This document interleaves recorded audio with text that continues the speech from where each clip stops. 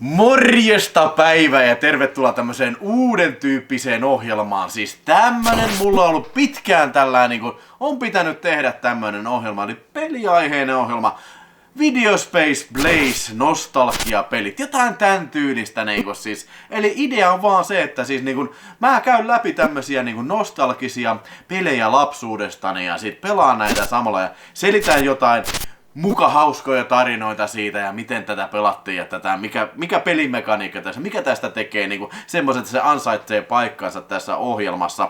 Siis joo, totta kai kaikki tietää, että mä oon tehnyt vähän niinku aika helvetisti ohjelmia niinku leffoihin liittyen ja tällainen, mutta niinku se, että täytyy sanoa, että niinku pikkupoikana, niin leffojen lisäksi mulle oli melkein yhtä tärkeitä, ellei jopa ehkä niinku joskus tärkeämpääkin oli nämä pelihommat ja kuvaavaahan oli se, että mun lapsuuden toiveammatteina oli sitten niin kuin, oli ensinnäkin olla joko A. elokuvan tekijä, B.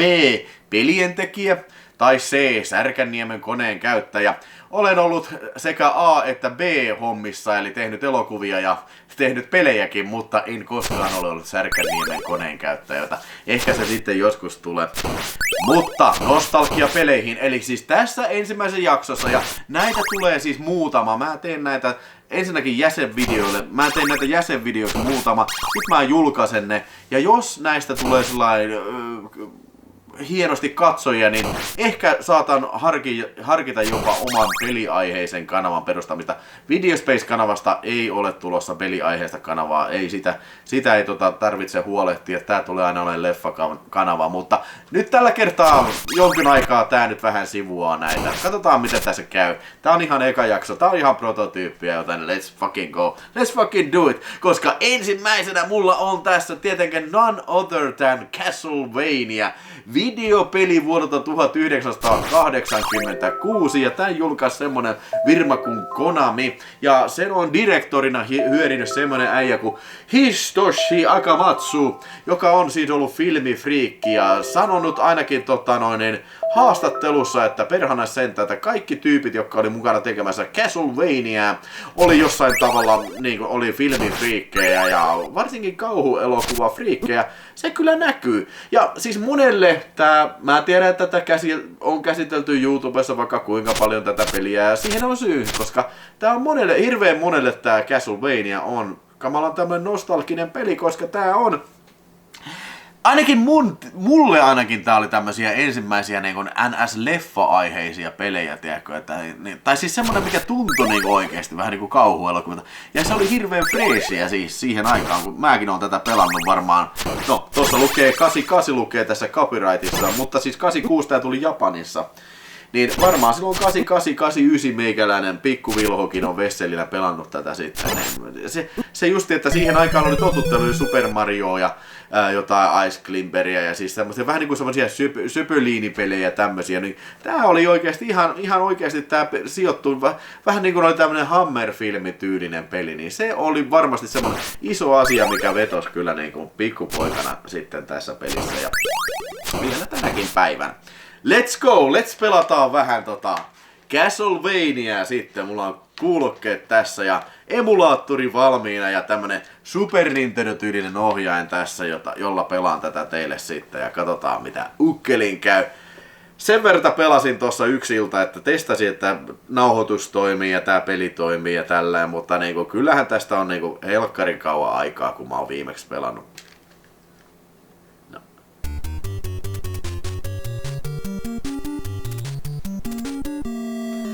Tääkin on sellainen hieno tähän aikaan, tiedätkö, että ei ollut totuttu niin tämmöisiin alkuintroihin.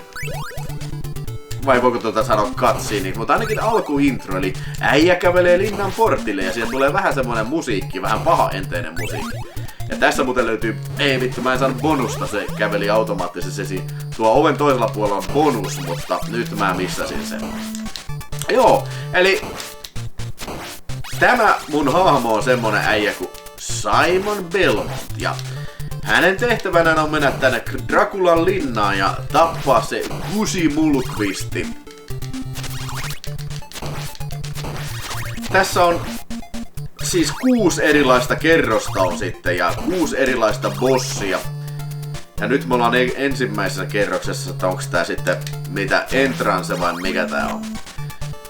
Mutta sä ohjaat, tässä tietysti johdetaan ristiohjelmalla Simon Belmonttia ja tästä B-napista se hyppää ja sitten A-napista se lyö. No mulla ei ole näitä oikeista ohjainta, mä en tiedä kumpi nappi on kumpi, mutta you get the point. Sitten näistä kynttilöitä ruoskalla lyömällä niin voi löytyä noita sydämiä ja niitä käytetään sitten näiden lisäaseiden panoksina. Eli kun painaa ylöspäin ja sitten tätä hyökkäysnappia, niin se heittää ton aseen. Ja tällä hetkellä mulla on käytössä pyhää vettä, vai mikä polttopullo toi on, mutta mun mielestä ainakin ohjeessa se luki, että pyhää vettä. Äsken mä sain ristin, millä sitten tuhotaan kaikki nämä viholliset tästä mun ympäriltä. En tiedä kyllä miten Konami on saanut Nintendo-pelin ton ristin läpi, koska nehän oli hyvin tarkkoja siitä, että heidän peleissä ei saanut näkyä niin kuin, tiedätkö, nyt sain kinkun tuolta seinästä niin kuin se Nintendo Nerd hyvin sanoo, että kuka vittu söisi niinku, tiedätkö, jos sä löytäisit jostain niinku vanhasta linnasta niin kinkun seinän sisältä, niin söisitkö sä sen?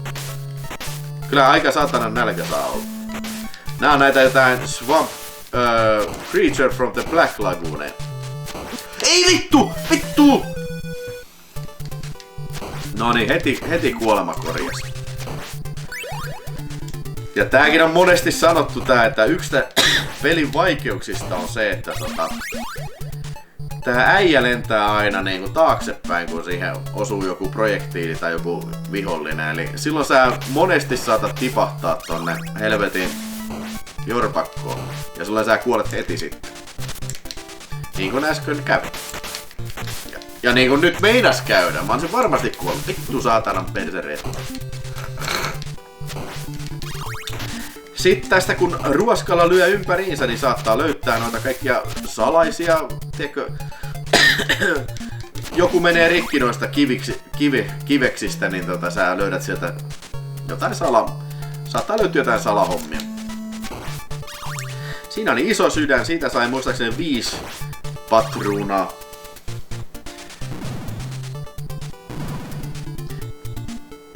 Musiikithan tässä pelissä on aivan ensiluokkaiset tähän aikaan kyllä niin varsinkin. Että nämähän on tätä Nessin alkuaikaa, että musiikit oli tehnyt semmonen oliko tää muija nyt sitten kuin Kinuo Yamashita. Ja se on tehnyt Konamille paljon musiikkia, muun muassa sellainen peli, mitä mä haluaisin käsitellä kuin Maze of Gallios. Sitä ei oo yleensä ihmiset puhu siitä. Nyt tulee ensimmäinen bossi, eli sehän on se on lepakko, Lelle Lepakko. Ja mulla ei mitään lisäasetta, mulla on vaan ruoska ja tää onkin vähän tricky nytten kyllä. Se pitää koittaa saada. Tää on aika helppo kyllä, mutta nyt kun mulla ei mitään sakelin lisäasetta, niin se ei oo ehkä niin helppo. Katsotaan mitä äijä käy. Voi vittu. Ai. Very good. Ei vittu. Ei vittu. Ei vittu. Ei vittu vittu. Ei vittu kun tää vittu näin. Nämä portaat on kans vaarallisia tässä kun se jää kiinni.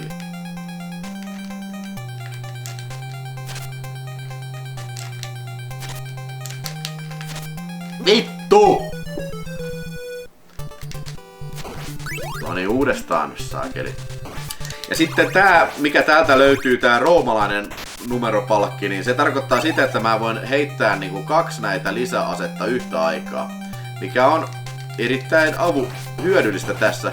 Ja kuten huomaatte, niin nyt kyllä Lelle Lepakko niin kun lähtee helvetisti nopeammin jakoon tästä, kun nyt on vähän kättä pidempää. No, se on siinä. Ensimmäinen bossi, Lelle Lepakko, ja sitten tässä aina tason lopussa pitää kerätä toi tommonen orb. Ja sitten pääseekin seuraavaan kenttään, joten Stage 1 on lopussa, tai oikeastaan Stage 4, mutta se tarkoittaa näitä välistageja sitten, mutta toinen kerros niin sanotusti. Ja musiikki vaihtui. Ja nyt mä sain boomerangin ensimmäistä kertaa. Eli boomerangi on sitten tämän kaltainen ase, eli kun se heittää, niin... No, se niittas hienosti tuo kusimulkkuritarin tosta. Mä en kyllä tajua, että minkä muotoinen toi tommonen boomerangi on, mikä on tommonen vähän niinku, tiedätkö, 2 keppiä ristissä vaan. Mä oon ainakaan ikinä nähnyt semmoista. Ja sieltä löytyy tuplashotti. Otetaan tuplashotti. Nyt mä koitan olla kuolematta päästä tästä kyllä. No niin, satanan kusimulkkuritari nyt. Siitä tuli sulle. Ja näissä hypyissä kannattaa olla kyllä helkkarin varovainen, koska niinku, se on yksi tipahdus ja se on sitten soronnaa kuule. Älä tee niin kuin mä äsken tein. Melkein lähti henki. Sitten tässä tulee näitä paskahousuja, näitä meduuseja. Nää on kyllä vittumaisia nää vittu kun ne lentää tollain niinku ärsyttävällä kaavalla tollain niinku aalto. Vittu mä otin tuolla. Tää puukko on ihan perseettä verrattuna tohon boomerangiin. Ei se mitään. Tää on vittumainen kohta tää, satana. Vittu melkein kuoli. Mutta näinkin voi tehdä, kattokaa sitä. Kusetin saatana. Eli kun ottaa hitin tosta, niin kerrankin tosta, että se työntää sua, niin on apua. Ton mä muistin lapsuudesta. Pääsee tosta oikaseen vähän se. Ja sit tästä löytyy tuplashot. Ei kun kinkku. Noniin, ei se mitään, kinkku on hyvä. Se suoraan uunituoreena seinän sisältä. Tässä pitäisi olla kello meinaa. Se on yksi isku, niin se on henki pois, kun toi osuu. No ei se mitään. Näin. Ui vittu! Mä saan vittu!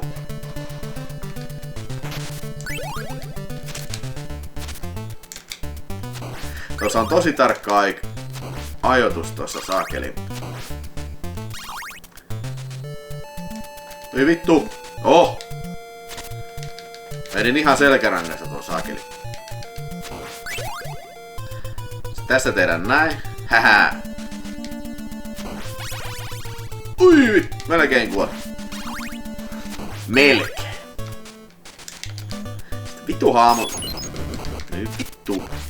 Just tämmösen vitun pasko.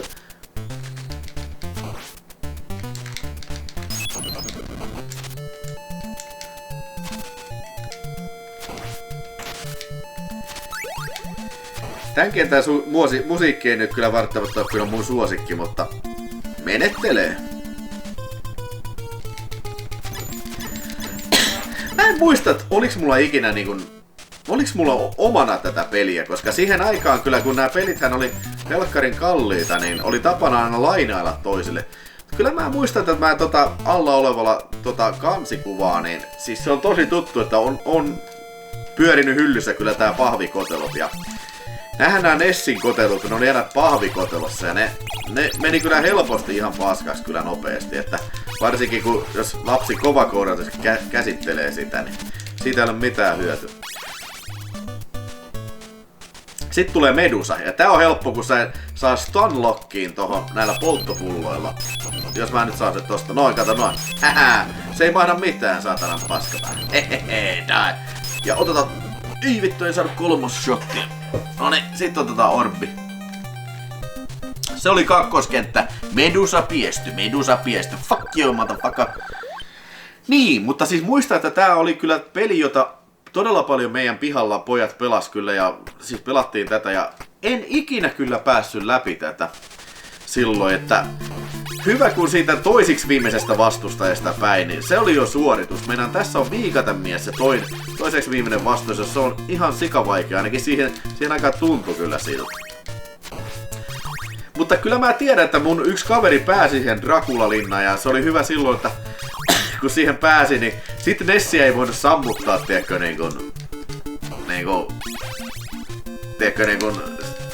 ei voinut sammuttaa, ettei se prosessi tiedätkö, resetoidu siitä.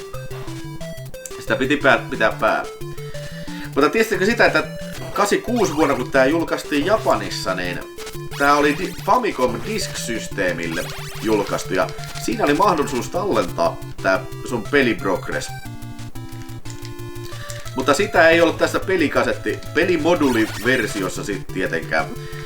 Vittu näitä paskoja. Ja siis tää oli muutenkin semmonen, siihen aikaan kun tää tuli ekan kerran, niin siis se ei ollut näitä tämmösiä, jos muistatte mun Nintendo Livestä, niin nämä Mapper-chipit. Eli tää on näitä about ensimmäisiä pelejä, mitä on tullut ulkoiselle Mapper-chipille NESillä, eli semmonen, mikä mahdollisti isomman tallennuskapasiteetti. Eli tää kyseinen Mapper-chippi Unrom mahdollisti jopa 256 kilotavun tallentamisen sille tai sille pelikasetille sen tavallisen 40 kilotavun sijaan. Ja siis 256 kilotavua ei todellakaan ole paljon, mutta mieti 40 kilotavua, niin se on niin about saman verran kuin joku sähköposti tai tiedätkö, niin joku JPEG-kuva, pieni JPEG-kuva. Siihen on esimerkiksi Super Mario mahdotettu, 1. Uskomatonta. Mutta tää oli tosiaan Unrom Mapper chipille ja tän pelimodulin koko on 124 kilotavua tai 128, jotain semmoista. Eli ei todellakaan mikään iso peli tämä ole, että siihen on saatu mahdutettua kaikki nämä grafiikat ja musiikit ja kaikki. Se on kyllä niinku täytyy ihailla kyllä. Vittu mulkutus sieltä, noniin. Nää vituttaa nää satana, just nää vitu. Kestää niin monta iskua noin paskapaljaani. Jep. Sitten tästä tuli myös MS-DOSille tuli oma versionsa. Mitä mä en kyllä ikinä pelannut, ja Commodore 64:llekin tuli oma versionsa. Mä latasin sen, mutta en nyt kyllä testannut kyllä. Ja sit taisi olla MSX, se Konami kotimikro kyllä, ja siinä oli vaan se, että se ei tukenut scrollaamista ollenkaan. Niin se oli yhdessä ruutu kerrallaan, sitä piti pelata sitten jo. Se vielä piti sanoa tosta, että kun tämähän hyödyntää tosiaan vittu niitä Mapper-chippiä, niin yksi Mapper-chippien ominaisuus myöhemmin oli se, että mahdollisti niinku scrollaamisen niinku yhtäaikaisesti sekä ylös että alas. Tässähän sitä ei oo. Tää scrollaa ainoastaan vaan niinku, tiedätkö? Noniin, nyt vaan bossin. Oi vittu, muumiot. Ai jumalauta, nyt pitää kerätä aseita. Ei vitsi, mulla on ihan sika vähän energiaa, vittu. No, eipä nyt. Ei toi on ihan paska ase. Häivynyt sit. Niin. Mitä mun piti sanoa? Niin. No, mennään nyt muumioon sitten, katsotaan. Oh shit. Tässä on taktiikka ilman muuta, että... Ei vittu! Mun olisi pitänyt päästä tonne ylös. Kinkku alkoi maistua liikaa. En mä... Pitää olla polttopullo ja pysyä tuolla ylhäällä ja heitellä niitä vaan. Niin noin mä en oo mitään noin 2 paskaläjää tuolla. Tänään. Paskamuumio. Nyt ei parane kyllä kuolla, nimittäin mä joudun vittu, jos mä kuolen.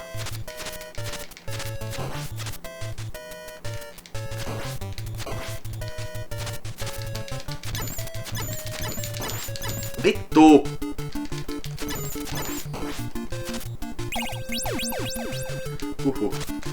Ei vittu! Ei vittu! No en mä pääse tonne vittu asti, satana! Vittu! Uusi yritys. Mitä mä teen? Mitä mä niinku teen? Miksi mä pelaan tämmöstä paskaa? Oh.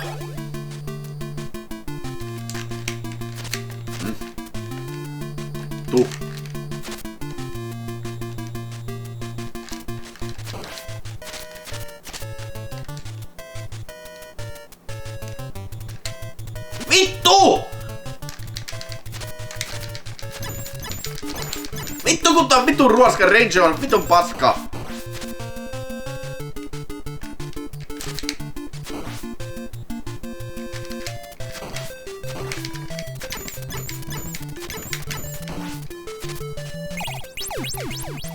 Pudottakaa nyt joku vitun ase tänne, saatana.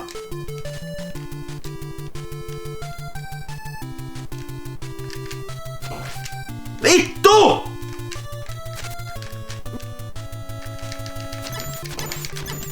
Ei vittu.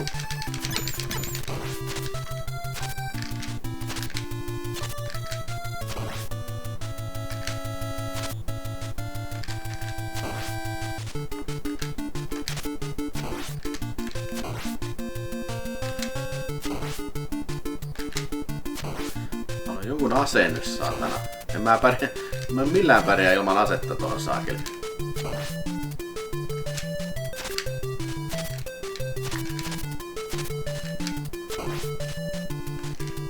Ei tarvitse tulla mitään asetta. No vittu, tää auttaa mua ihan vitusti. No mitään asetta, saatana. Vitun paskapuukka, saatana.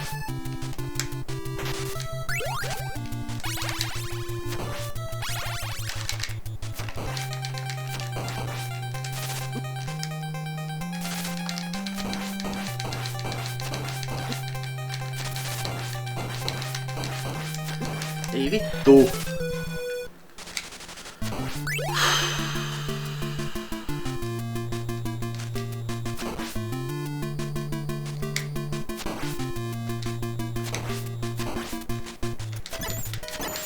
Vittu toi! Vittu!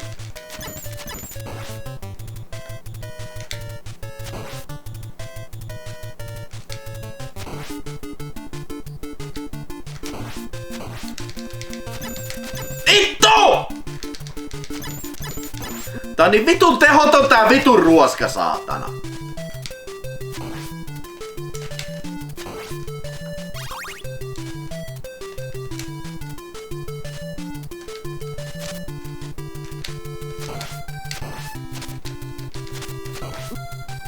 En mä pääse tähän vituun.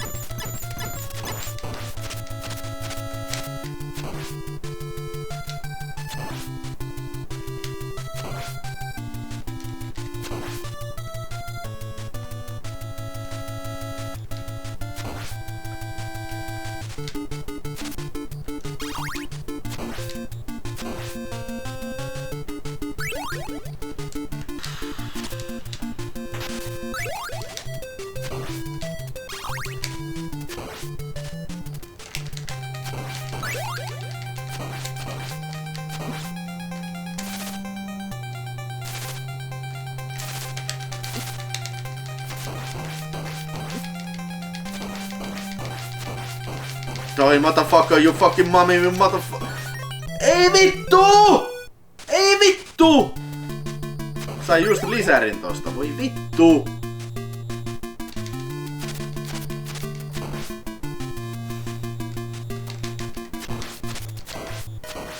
Jes, vittu, toi ainakin helpotti saat. Vittu, älä vittu menetä tuolla. Paska vittu. Voi vittu! Vittu!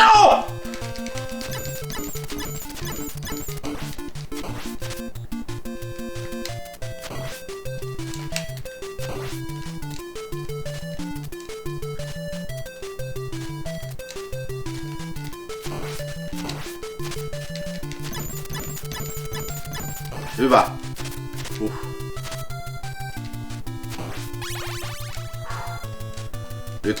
Nyt mä voitan nää satanan muumion paskat. Vittu, se on ihan varma.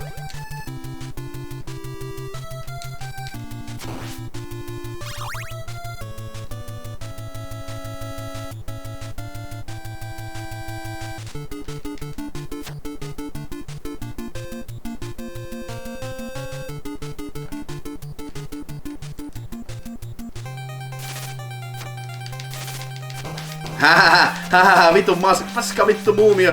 Täältä tulee. Die you motherfucker. You motherfucker mommy, you fucking mommy. Show me the mommy. Show me the mommy. Show me the mommy. Show me the money. Show me the mommy. Tuu tänne vaan paskalle ja tapoin sun satanan kaveris jo. Haha. Ei vittu. Ei vittu.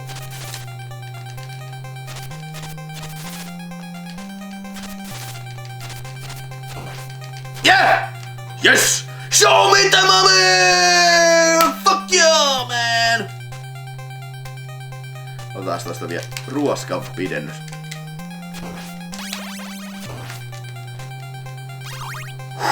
Vittu. No, en mä ikinä väittänyt, että tää mikään helppo peli on. Ei todellakaan. Siis tää on just tämmönen Nintendo Heart-peli kyllä. Ei saakeli. Ja seuraava kenttä onkin Frankensteinin kenttä, jos muistan oikein.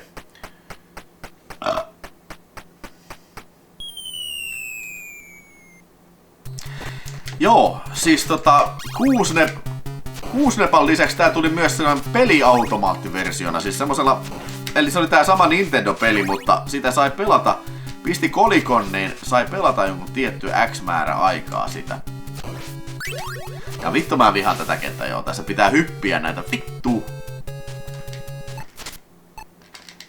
Yes. Vittu! Onneksi tässä saa jatkaa, perkelee. Mä muistan nähneeni Ruotsin laivalla tän peliautomaatin. Ja se oli kyllä jotenkin maagista aikaa, kun Ruotsin laivalla meni peli... Niin kuin meidän isäpuoli sanoi, että ai peli helvettiin taas. Mutta silloin oli oikeesti, niitä oli kansilla aina niinku siinä, niinku tiedätkö, reunat täynnä niinku, tiedätkö, tosi paljon rahapelejä ja siis näitä arcade-automaatteja. Mä en muista näitä Nintendo-laitteitakin oli. Ja siis tää on jotain ollut 89-90 varmaan aikaa sitä. Mä tykkään tästä musiikista kanssa tosi paljon. Ja hei, siis yksi syy minkä takia tää varmasti on tosi suosittu. Vittu olisi pitänyt ottaa tuolla Vittu! On grafiikka. Tässä on tosi hieno grafiikka. Vittu! Ei vittu mikä munkki. Jeesus, persereikä. Jeesuksen vittu. Kristus vitun perse. Löytykää...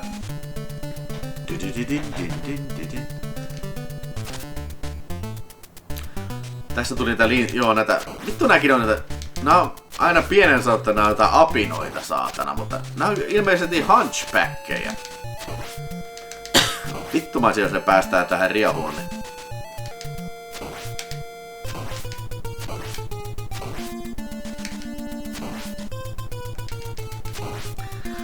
Muistaakseni siihen Frankensteiniin oli hyvä asettaa polttopullo kyllä. Ai vittu, tääkin satanan paska tulee, vai... No vittuun siitä. No ne. Yeah baby. Fuck yeah, nyt menee hyvin. Tosiaan, oliko se niinku 20 tonnia vai mitä, niin saa lisäukon. Mä taisin äsken saada lisäukon siinä muumioon vastaan tapellessa kyllä. Ei vittu, nyt mä otin tän paskan puukon. Vittu! Ei vittu!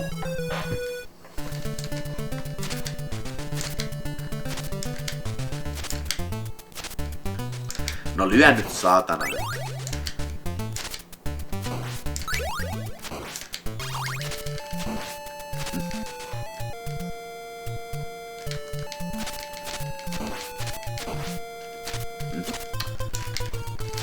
Heti kun sanoin, että nyt menee hyvin, niin ei menekään enää nyt saakeli hyvin. Joo, ja hyvä grafiikka ja siis mä tykkään siitä, että tää nää muistuttaa teeksää, on sellainen realistinen tyyli, että tää ei oo mikään semmonen höpö, vaan Simon Belmont on miehen näköinen ja nämä monsterit näyttää siltä mitä pitääkin justiin tämmösiä devilish-hommia. Ai niin, tossahan sanoin, että en muista, että olisi tällään ollut, mutta siis olikohan toi Capcomin Ghost and Goblins, joka tuli ennen? Vittu jos mulla olisi polttopullo. Nyt mä en tiedä, tulee Frankenstein.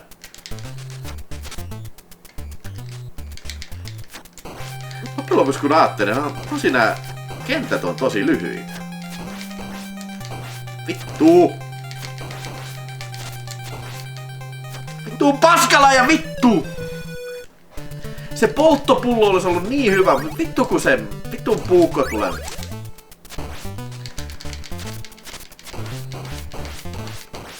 Kyllä ton pystyy ton paskalle ja voittaa, kunhan vaan ei kauheasti menetä energiaa tässä kohtaa. Niin nämä kentät on yllättävän lyhyitä siis. Mä en todellakaan haluaisi lähteä niinku taas siihen niinku tiedätkö. Vittu. Niinku menee sitä saakeli hyppykohtaa uudestaan. En todellakaan.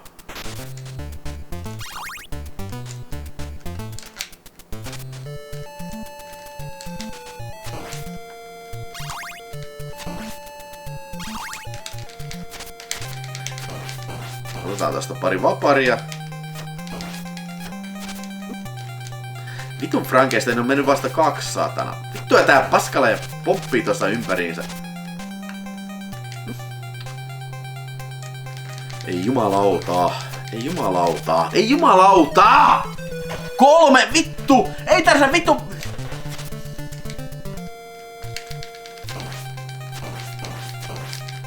Älä nyt vittu käänny saatana. Vittu kun tää vie niin vitusti energiaa tää satana. Mä melkein voitin se, voi vittu! Noniin, uusi yritys. Pelataan tää taas sakelin kenttätä. Vittu. Nyt se polttopullo sitten, jos mä sen saan, niin mä en vaihda sitä.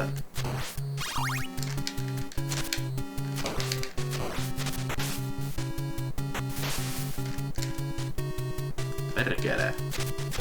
Voi vittu ja messään helvettiin siitä.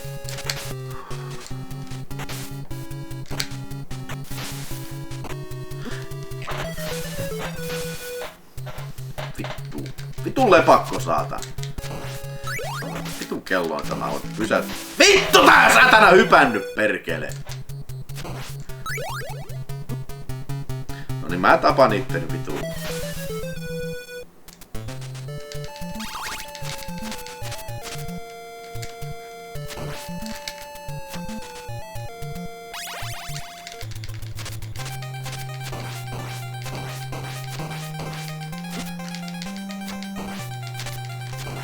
Voi vittu! Vittu kun toi satana noitten vittu tulipallo, vittu paskat vielä, niin vittusti en.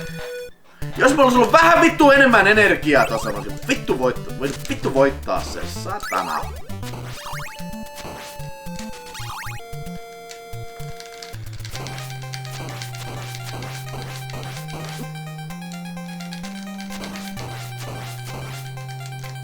Oi hyvä.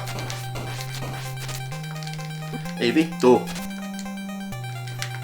Ei vittu!